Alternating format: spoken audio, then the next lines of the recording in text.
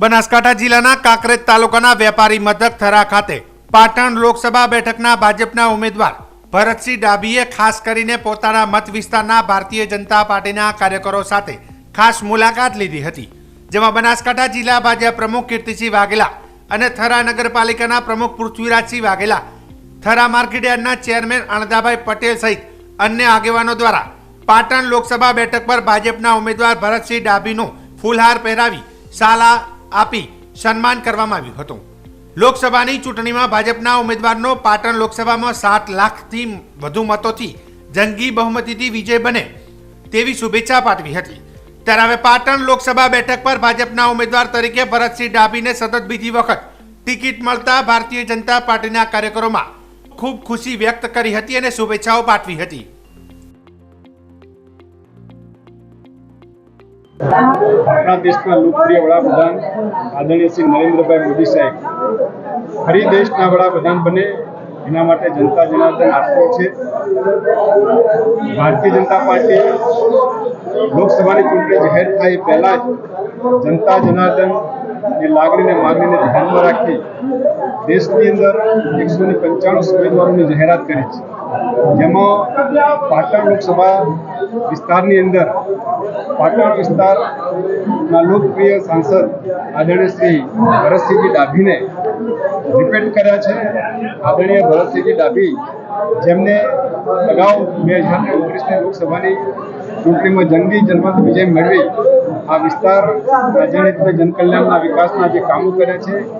લોકોના જે દિલ જીત્યા છે, આદરણીય નરેન્દ્રભાઈ મોદી સાહેબ અને ભારતીય જનતા પાર્ટીનું શિક્ષક નેતૃત્વ દ્વારા એમની ફરી પાટણ લોકસભા વિસ્તારના ઉમેદવાર તરીકે પસંદગી થઈ છે, એ બદલ એમને હું શુભકામનાઓ પાઠવું છું, અભિનંદન આપું છું। પ્રદેશ અધ્યક્ષ આદરણીય શ્રી સી આર પાટીલ સાહેબનો જે સંકલ્પ છે કે 5 લાખથી વધારે મતોથી દરેક સીટ આપણે જીતીએ, પાટણ લોકસભા સીટના ઉમેદવાર ભરતસિંહજી ડાભી 5 લાખથી વધારે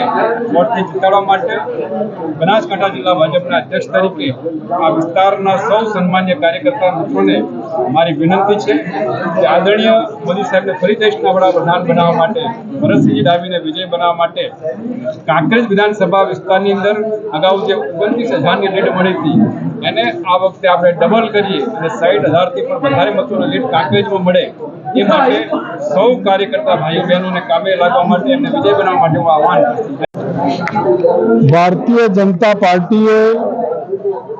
પાટણ 3 લોકસભા સીટના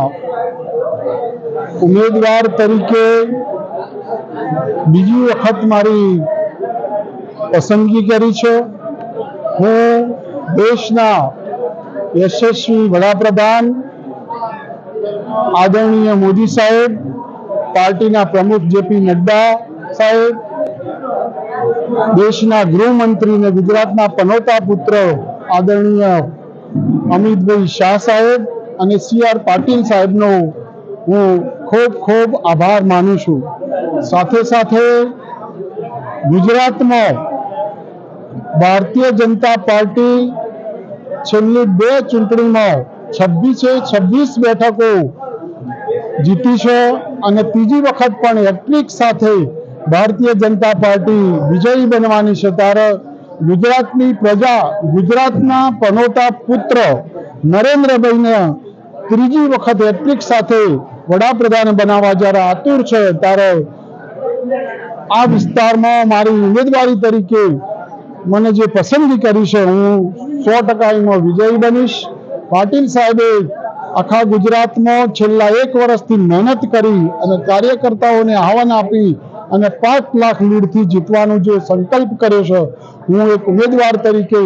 આ વિસ્તારમાં ફર્યો છું અને મેં જોયું છે લોકોમાં ઉત્સાહ છે, તો 5 થી 7 લાખ મતોથી પાટણની સીટ હું જીતીશ।